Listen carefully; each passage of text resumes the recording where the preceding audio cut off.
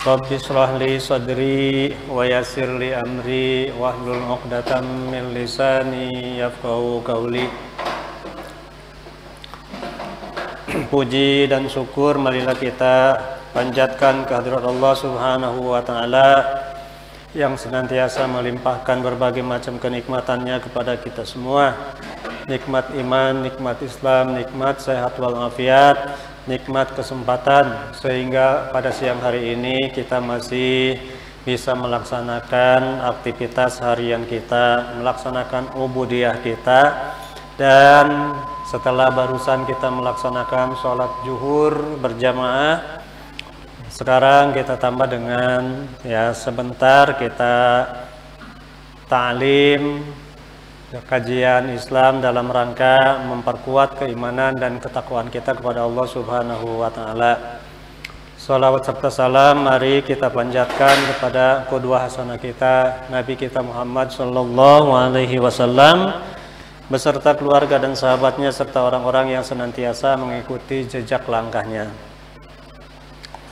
Bapak-bapak, ibu-ibu serta hadirin yang dirahmati Allah Subhanahu wa taala, mungkin kita sudah hampir atau lebih dari 5 bulan dalam suasana pandemi ini, belum tahu sampai kapan akan berakhir dan lain sebagainya. Sudah barang tentu dalam masalah itu banyak yang kita rasakan, kendala, berbagai macam musibah, dan dari sisi ekonomi juga adalah sangat terasa kepada kita semua. Nah, mudah-mudahan kita semua diberikan ketabahan, diberikan kekuatan, juga tidak lupa yaitu diberikan kesehatan terus, agar kita senantiasa terus melaksanakan kewajiban-kewajiban kita, baik kepada Allah maupun kepada sesama manusia. Selanjutnya pada siang hari ini saya akan menyampaikan satu hadis yang diriwayatkan oleh Imam Dailami, seorang ahli atau perawi hadis, yang tepatnya bismillahirrahmanirrahim. An Ibni Abbasin radhiyallahu an qala Rasulullah sallallahu alaihi wasallam afatuddin salasatun faqihun fajirun imamun jairun mujtahidun wa mujtahidun jahilun, yang artinya dari Ibni Abbas radhiyallahu an, ia berkata bahwa Rasulullah SAW telah bersabda, afatuddin salasatun, orang yang merusak agama, merusak tatanan keagamaan itu ada 3 hal, ada 3 kelompok. Yang pertama, faqihun fajirun, seorang alim, seorang ulama atau ulama fajirun yang berdosa atau maksiat.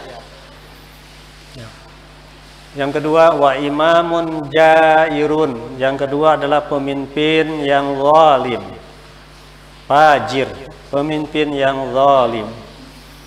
Dan yang ketiga, mujtahidun jahilun, orang yang memberikan fatwa tidak dilandasi dengan ulumus syar'i, ilmu-ilmu yang berkenaan dengan hukum-hukum syariat yang bersumberkan kepada Al-Quran dan Sunnah Rasulullah Sallallahu Alaihi Wasallam. Nah, inilah satu hadis yang pendek, yang dalam hadis tersebut, kelompok perusak agama itu ada 3 kelompok. Yang pertama, seorang ulama yang fajir, ulama yang senantiasa maksiat. Yang kedua, pemimpin yang zalim. Yang ketiga, mujtahid atau para ahli memberikan fatwa yang tidak berdasarkan kepada ilmu atau jahil. Hadirin rahimakumullah, tadi di awal kita sebutkan ada yang namanya salah seorang sahabat Nabi, Ibni Abbas. Nama aslinya Abdullah bin Abbas. Nah, Abbas ini salah satu paman Rasulullah. Jadi Ibni Abbas ini merupakan saudara sepupu Rasulullah Shallallahu Alaihi Wasallam. Hanya umurnya jauh lebih muda. Ibnu Abbas diberikan kecerdasan yang cemerlang oleh Allah Subhanahu wa taala. Sehingga ia mampu menakwilkan ya firman-firman Allah dan sabda-sabda Rasulullah. Itu Ibnu Abbas. Cikal bakalnya para ulama itu ya diawali dari beberapa sahabat, diantaranya Ibnu Abbas, Ibnu Mas'ud, kemudian Ibnu Umar, ya begitu ya. Jadi anak-anaknya para sahabat. Dalam salah satu hadis Rasulullah pernah berdoa untuk khusus Ibnu Abbas, ya Allah berikanlah keluasan ilmu bagi Ibnu Abbas radhiyallahu anhu, begitu. Ya ternyata memang betul. Kalau ada masalah-masalah maka senantiasa Rasulullah tanyakan kepada Ibnu Abbas, begitu ya. Kalau ada masalah-masalah tanyakan tafsirnya atau takwilnya kepada Ibnu Abbas. Begitulah kehebatan Ibnu Abbas.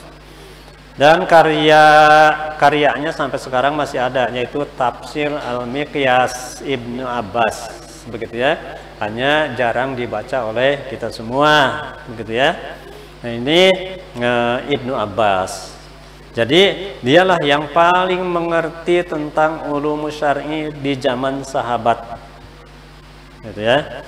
Maka ketika ada masalah-masalah, Nabi menyuruh tanyakan kepada Ibnu Abbas, ya selain oleh Rasulullah Shallallahu Alaihi Wasallam. Itu ya. Apa itu din? Din itu agama, ya. Ad-din agama. Din wad'un ilahiyun, ya. Tatanan atau peraturan hidup yang diturunkan oleh Allah Subhanahu wa taala. Nah, itu namanya din, ya. Peraturan hidup bisa yang dibuat oleh manusia, ahli filosof dan lain sebagainya. Tapi kalau yang disebut din yaitu wad'un ilahiyun, peraturan yang dibuat atau diturunkan oleh Allah Subhanahu wa taala kemudian disampaikan kepada para rasulnya. Itu namanya din. Ya. Nah, kemudian din itu dari mulai Nabi Adam terus, ya, Nabi terakhir Nabi Muhammad, ya, itu dari sisi ya akidah, ya, dari sisi teologi ya sama, ya. La ilaha illallah, Tuhan hanya Allah. Itu tandanya. Hanya saja kalau di perjalanan ternyata ada Tuhan begini, Tuhan begini, itu hasil para filosof, begitu ya. Itu hasil renungan. Nah, kemudian setelah itu al-yauma akmaltu lakum dinakum, din. Pada hari ini aku sempurnakan agamamu kepadamu, wahai Muhammad. Jadi agama yang dulu terus diturunkan disempurnakan oleh Allah Subhanahu wa taala ya kepada Rasulullah Shallallahu alaihi wasallam dan dibukukan di dalam sebuah mushaf yang namanya Al-Qur'an. Gitu ya, yang namanya Al-Qur'an. Nah, adapun hadis ya, itu adalah bisa penerangan atau penafsir, bisa juga penambah dari yang ada dalam Al-Qur'an. Gitu ya. Itu hadis. Makanya biasanya berdasarkan kepada Al-Qur'an, prakteknya ya, prakteknya adalah sunnah atau perilaku Rasulullah Shallallahu alaihi wasallam. Karena Al-Qur'an sifatnya global. Contoh, aqimus sholah, dirikanlah sholat. Adapun tata-tata cara sholatnya itulah dijelaskan oleh praktek Nabi. Jadi praktisnya begitu dalam hadis. Kembali, jadi itulah aturan yang sudah sempurna Allah turunkan melalui nabinya, melalui nabi-nabi dan terakhir Nabi Muhammad, ya. Kemudian disuruh dilaksanakan.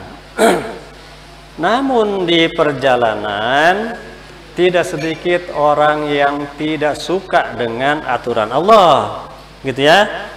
Tidak sedikit orang yang membenci dan memusuhi agama Allah, begitu. Ya. Jadi di perjalanannya begitu.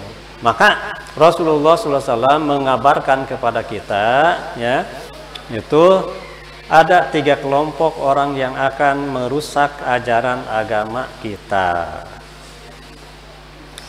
Siapa yang akan merusak? Yang pertama, faqihun, ya, faqihun fajirun. Faqih dari kata fikih. Fikih artinya paham.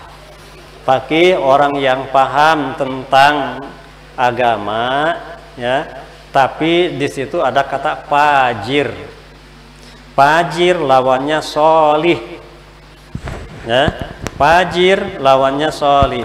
Jadi ada ulama yang sholih, ada ulama yang fajir, maksiat, ahli maksiat, tapi ulama dia, begitu ya, tapi ulama. Itu dari sisi arti. Di dalam Al-Quran, ya, ada 2 kali Allah menyebutkan kata ulama.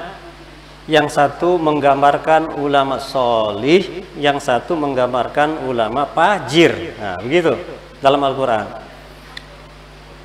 Seperti dijelaskan oleh Allah di dalam Al-Quran, surat Fatir ayat yang ke-28. A'udzubillahi minasyaitonirrajim. Innama yakhsyallaha min ibadihil ulama. Innallaha azizun ghafur. Sesungguhnya orang-orang yang paling takut kepada Allah hanyalah para ulama, ya, hanyalah para ulama. Innallaha azizun ghafur. Sesungguhnya Allah Maha Perkasa lagi Maha Pengampun. Nah, itu satu ayat. Ayat yang lain, awalam yakul lahum ayatun ayya'lamuhu ulama'u bani Israel. Apakah kamu tidak mengetahui, ya,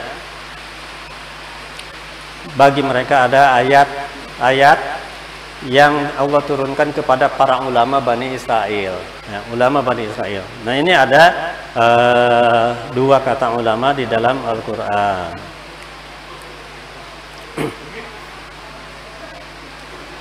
Yang dimaksud ulama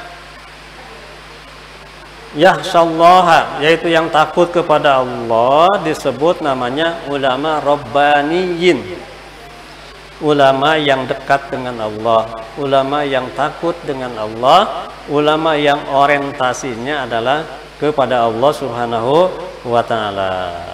Itu ya, yang pertama itu.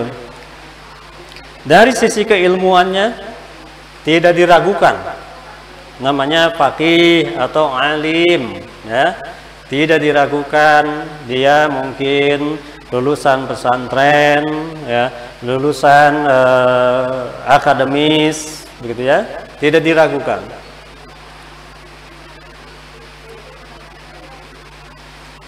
Dari keilmuannya. Kemudian juga tertanam dalam dirinya khasyatullah, perasaan takut kepada Allah Subhanahu wa ta'ala.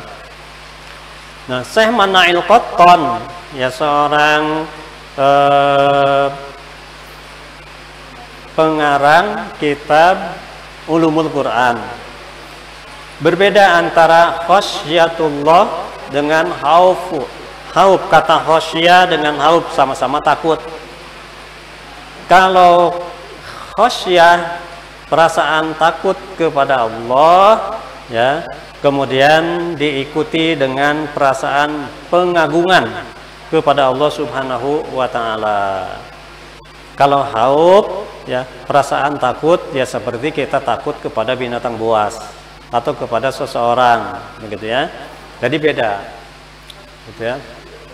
Nah, ulama yang sholih, yaitu orang yang takut kepada Allah Subhanahu wa ta'ala. Imam Ghazali dalam kitabnya Ihya Ulumuddin membagi ulama ada 2, juga ada 2. Yang pertama ulama sholih, yang kedua ulama su'. Ya. Yang pertama ulama sholih, yang kedua ulama su', begitu ya. Kata Imam Ghazali, yang disebut ulama, ya, sholih itu, ya, atau disebut juga ulama akhirat katanya. Ia orangnya husu, tawadu, waro itu akhlaknya baik, memiliki akhlak mulia, serta memprioritaskan akhirat, ya, memprioritaskan urusan akhirat. Sementara Ali bin Abi Thalib radhiyallahu an disebut ulama Rabbani, yaitu seorang ulama yang takut kepada Allah, luas ilmunya, luas wawasannya, jiwa dan halnya positif. Jadi punya akhlak yang baik, pandai bersyukur, kemudian pendengar yang baik, mampu menyerap, mendengarkan ya dari konstituen atau dari rakyatnya. Bijaksana, kemudian santun, ulamanya santun, ya, pandai mengontrol diri, tidak gampang emosi, memiliki kapabilitas dan kapasitas. Nah, ini yang disebut ulama Rabbani, kata Ali bin Abi Thalib. Itu yang pertama, ulama solih, ya. Ulama solih sudah barang tentu itu ulama yang tidak diragukan oleh kita. Kemudian kita membutuhkan mereka, bimbingan mereka, pengarahan mereka. Nah, itu ulama solih. Tapi selain itu, kata Nabi, ya, itu tidak berbahaya. Tapi ada sebaliknya ulama su yang berbahaya terhadap ajaran agama. Ya, jadi yang kedua ulama su. Ya, seperti tadi difirmankan oleh Allah di dalam Al-Quran surat Asy-Syu'ara ayat 197. Di dalam Al-Quran Allah jelaskan beberapa karakter atau ciri-ciri ulama su. Ya. Seperti dijelaskan oleh Allah di dalam surat Al-Baqarah ayat 146, yang disebut ulama suci itu menyembunyikan kebenaran, ya, menyembunyikan kebenaran. Allah berfirman, alladzina atainahumul kitaba ya'rifunahu kama ya'rifuna abna'ahum. Ya, yaitu orang-orang yang diberikan Alkitab, yaitu Al-Quran, mereka mengetahui, ya, sebagaimana mengetahuinya, ya, generasinya. Wa inna fariqam minhum, hanya sebagian dari mereka layak tumunal haqqa, menyembunyikan yang benar, ya, menyembunyikan yang benar. Jadi kalau ada ulama tidak jujur, ya, memutarbalikan fakta, nah itu termasuk ulama su, wahum ya'lamun, padahal mereka tahu, ya. Ya, yang benar tahu, yang salah tahu, tapi yang benarnya disembunyikan. Ia cenderung, ya, mengungkapkan yang kontroversi, gitu, ya. Itu ulama su. Yang kedua, tandanya ulama su itu suka menjual ayat-ayat Allah, ya, menjual ayat-ayat Allah dengan dunia, ya, dengan dunia.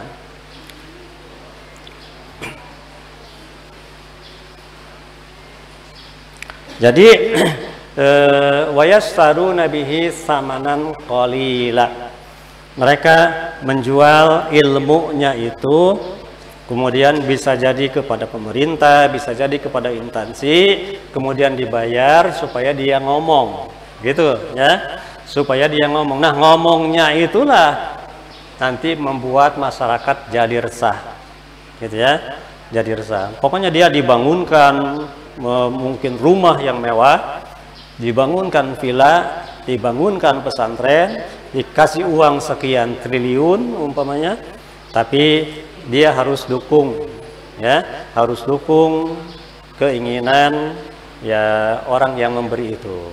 Nah, itu kata Allah, wa yastaruna bihi samanan qalila. Disebut samanan qalila itu harga yang sedikit karena harga dunia. Padahal kalau di akhirat itu adalah nanti balasannya lebih luas, begitu, ya, gitu. Nah, itu tandanya dalam Al-Qur'an. Kemudian yang ketiga, tanda ulama suka mengingkari kebenaran yang telah diyakininya.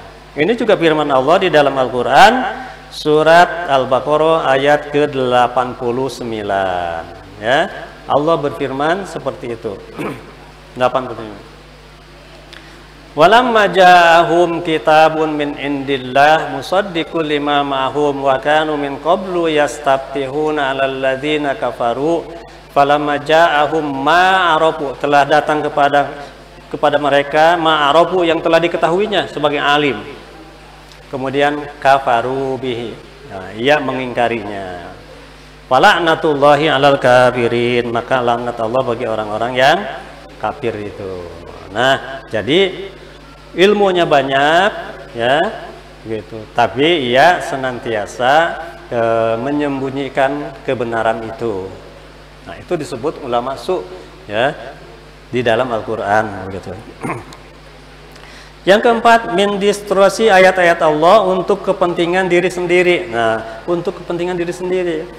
Jadi untuk kepentingan dirinya, kelompoknya. Nah, itu ya, ia membenarkan, ya, membenarkan yang salah dalam rangka memberikan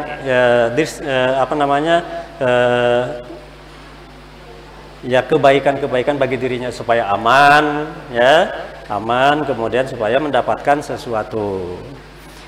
Yang kelima, manipulasi kebenaran demi mendapatkan keuntungan duniawi yang sedikit.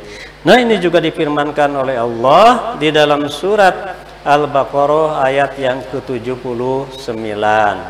Begitu, ya. Begitu. Yang artinya begini, fawailul lil ladzina yaktumunal kitab bi aidihim summa yaquluna hadza min indillah. Ia memutarbalikkan. Inilah firman Allah, padahal itu tulisan dia. Liyastaru bihi samanan qalilan, untuk mendapatkan upah dengan harga yang sedikit. Fawailul lahum mimma katabat aydihim wa wailul lahum mimma yaksibun. Maka celakalah, ya, orang seperti itu, ya, akan mendapatkan siksa dari Allah Subhanahu wa taala. Nah, ini yang pertama, orang yang akan merusak agama itu yaitu ulama su, ya, ulama yang akhlaknya baik, ilmunya banyak, akhlaknya baik, ia kepentingannya kepentingan dunia, kepentingan dirinya sendiri. Nauzubillahi min dzalik. Jadi harus tahu, ya, harus tahu. Itu ada di setiap negeri, ya, termasuk di negeri kita banyak, ya, banyak itu, sehingga umat menjadi puyeng, ya, umat menjadi puyeng, begitu, ya, itu. Yang kedua, yang merusak agama, imamun jairun, pemimpin yang zalim, ya, sudah tidak paham agama, kemudian ia tidak mau mempelajari agama, ya. Zalim, jair, lawannya adil, ya, lawannya adil, begitu. Nah, beberapa dalil dijelaskan oleh hadis karakter pemimpin yang zalim ini, ya, yaitu yang pertama, para pemimpin yang sesat dan menyesatkan. Pemimpinnya sudah sesat, kemudian membawa umat menjadi sesat.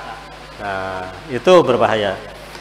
Inilah akhafu ala ummati illa aimatal mudillin. Sesungguhnya aku tidak mengkhawatirkan, kata Rasulullah, terhadap umat-umatku, kecuali aku khawatirkan kepada para pemimpin yang suka menyesatkan orang.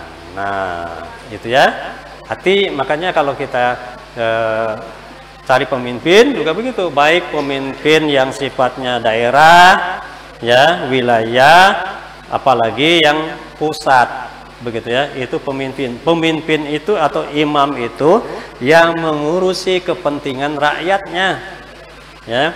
Kita akan diurus baik di daerah oleh wali kota, bupati, di wilayah oleh gubernur, ya, di pusat oleh presiden. Tapi pemimpin itu kadang-kadang menyesatkan, kata Rasulullah begitu, ya.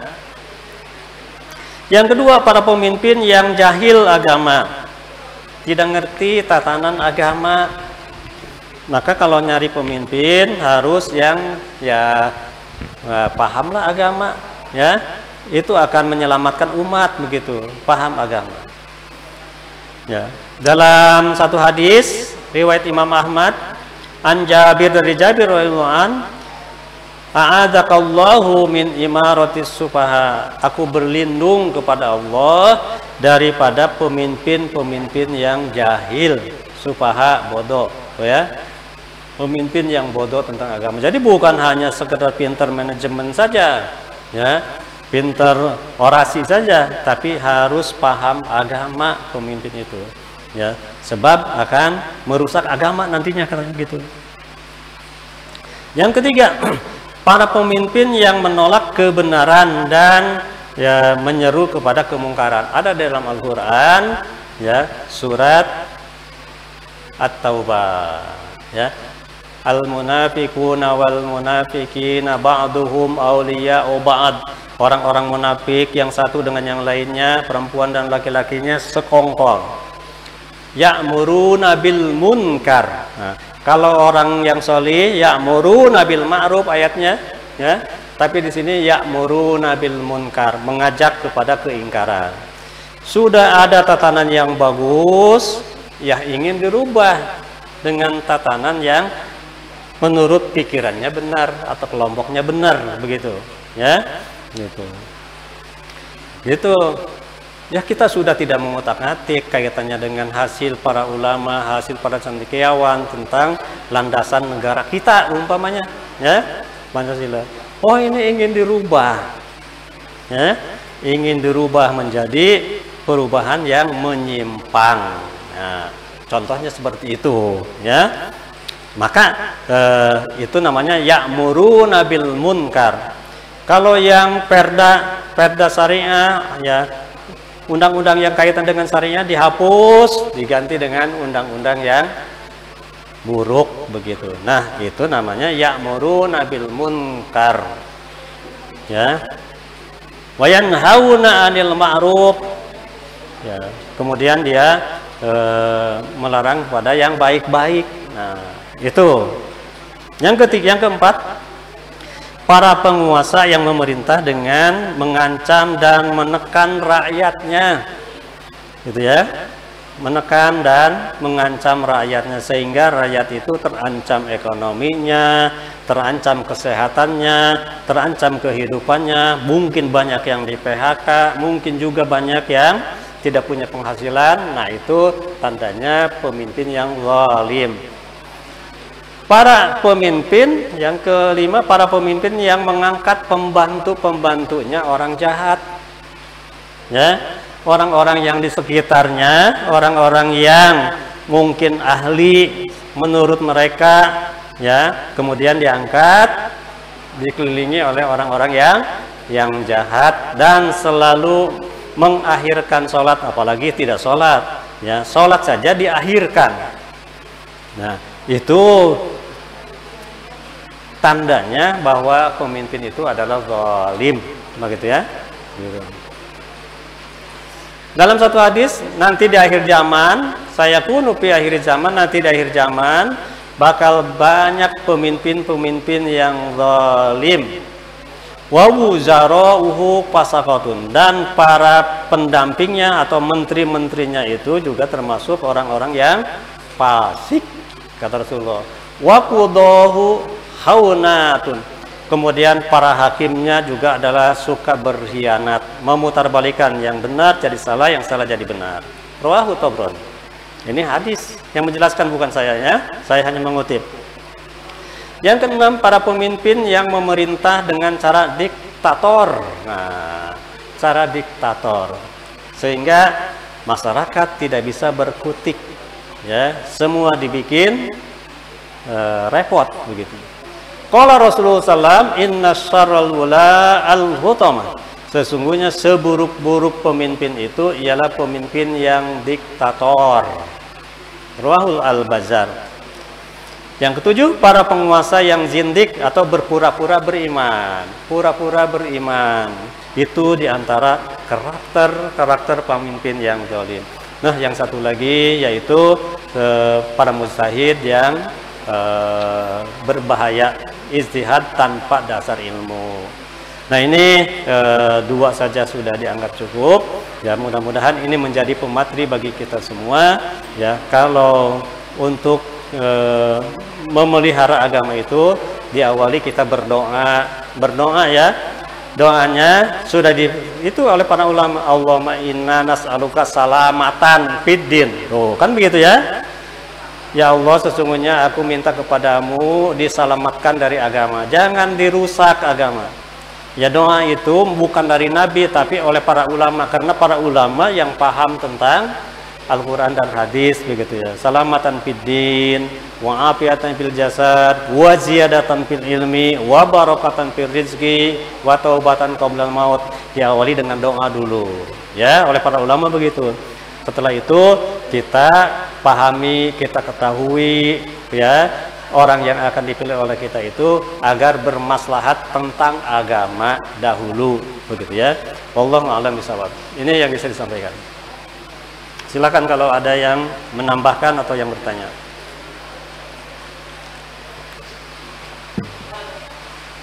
Oh, mangga. Waalaikumsalam warahmatullahi wabarakatuh.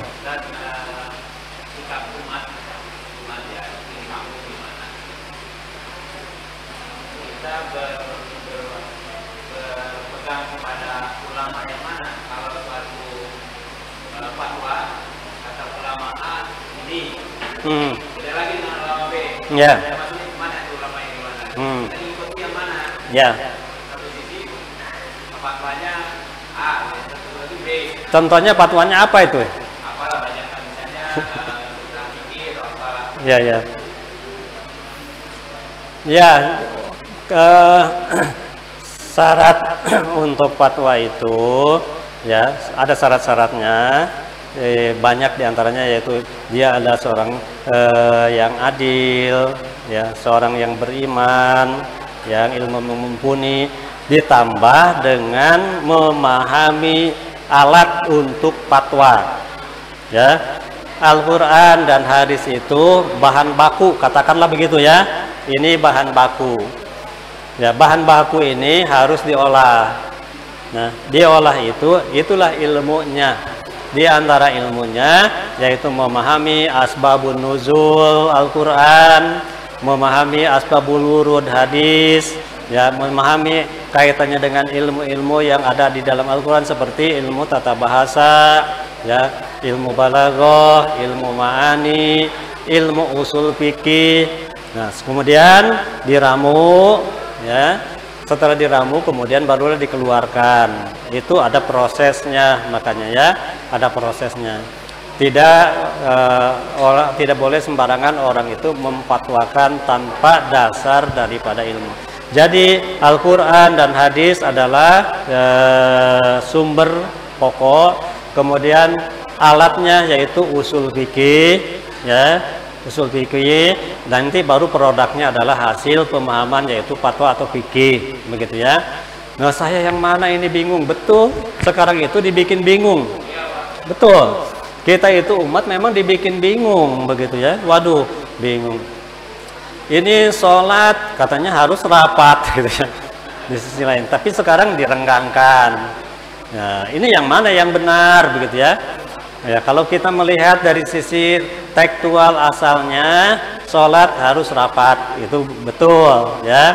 Tapi dalam kondisi kaitannya dengan ada wabah, pandemi, karena banyak hadis, para ulama membolehkan ketika itu tidak dirapatkan. Nah, itu hasil ijtihad. Kemudian mana yang benar, begitu ya. Insya Allah kedua-duanya ijtihad itu benar. Sebab dalam satu hadis Rasulullah menyebutkan ya, apabila seorang alim ijtihad benar, maka ijtihadnya dikasih pahala 2. Dikasih pahalanya 2 kali lipat. Ketika salah tapi dia berijtihad, maka pahalanya 1. Begitu ya. Sampai dihargai karena dia punya inisiatif seperti itu, begitu ya.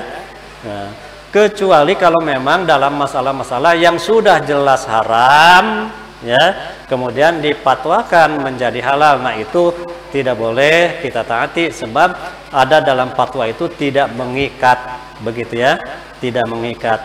Para ulama juga silang pendapat ya, maka dalam 4 mazhab itu para ulama silang pendapat kaitannya dengan hasilnya itu, begitu ya. Seperti kalau ulama Syafi'i sujud tetap hidung harus terbuka. Ulama Syafi'i, ya, tidak boleh pakai masker, gitu ya. Nah, hidungnya harus antel ke lantai terbuka. Itu hasil fatwa. Tapi Imam Hanafi, ya, Imam Hanafi boleh tertutup. Tuh, ada sudah dari dulu, ya, boleh tertutup, tidak menjadi persoalan, begitu. Nah itu ijtihad, ya, ijtihad. Nah ketika seperti ini kita boleh pakai masker, ya, pakai masker, begitu, ya, dalam suasana darurat. Kalau nanti tidak darurat, saya pengikut Imam Syafi'i diletakkan, begitu ya, diletakkan begitu. Nah itu begitu, ya. Jadi seperti itu.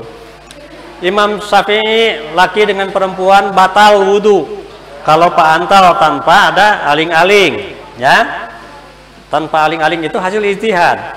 Hasil ijtihad dalam ayat yang satu, ayatnya sama, kemudian diijtihadi oleh Imam Syafi'i, batal perempuan dan laki-laki yang sudah balik pantal kulit tanpa ada aling-aling. Imam Hanafi, ya, tidak membatalkan, yang batal itu kalau hubungan suami istri. Nah begitu pemahamannya mereka, ya. Itu dari pengetahuan mereka, kemudian kita melihatnya seperti itu. Nah kalau kita mazhab Syafi'i maka hukumnya batal, ya. Tapi dalam suasana sedang melaksanakan tawaf, ya, karena saking sulitnya, ya, kalau tidak pak antar laki perempuan sulit ketika tawaf gitu, pasti batal. Nah kalau orang yang tetap memegang mazhab Imam Syafi'i maka nanti akan kerepotan, ya, akan keluar itu padat juga, ya, gitu ya. Nah itu di Mekah begitu ya. Nah dalam suasana seperti kita mazhab Syafi'i, pegang mazhab Syafi'i. Tapi dalam suasana darurat, kalau tidak darurat jangan, nggak boleh, ya, nggak boleh tukar-tukaran gampangnya, nggak boleh begitu ya. Tapi dalam suasana darurat begitu. Seperti sekarang kita dalam suasana darurat pandemi seperti itu. Harus rapat, sekarang renggang. Nah, itu dalam suasana darurat. Nanti kalau sudah tidak ada lagi, maka dirapatkan lagi barisan itu. Begitu ya. Wallahu a'lam bishawab. Cukup? Ya karena sudah habis waktunya, kita doa ya. Bismillahirrahmanirrahim. Alhamdulillahirabbil alamin, hamdan syakirin, hamdan naimin, hamdan yuafi ni'amahu wa yakafi mazidah. Ya Rabbana lakal hamdu kama yanbaghi li jalali wajhikal karim wa 'azimi sultanik. Allahumma inna nas'aluka salamatan fid din wa afiatan fil jasad wa ziyadatan fil ilmi wa barakatan fil rizqi wa taubatan qabla al maut wa rahmatan indal maut wa maghfiratan ba'dal maut. Allahumma hawwin alaina fi sakaratil maut wa najjina minan nar wal afwa indal hisab. Rabbana la tuzigh qulubana ba'da idh hadaitana wa hab lana min ladunka rahmatan innaka antal wahhab. Rabbana ya Allah atina fid dunya hasanah wa fil akhirati hasanah wa qina adzabannar. Subhana rabbika rabbil izzati amma yasifun wa salamun ala mursalin walhamdulillahi rabbil alamin. Subhanakallahumma wa bihamdika asyhadu an la ilaha illa anta astaghfiruka wa atubu ilaik. Assalamualaikum warahmatullahi wabarakatuh.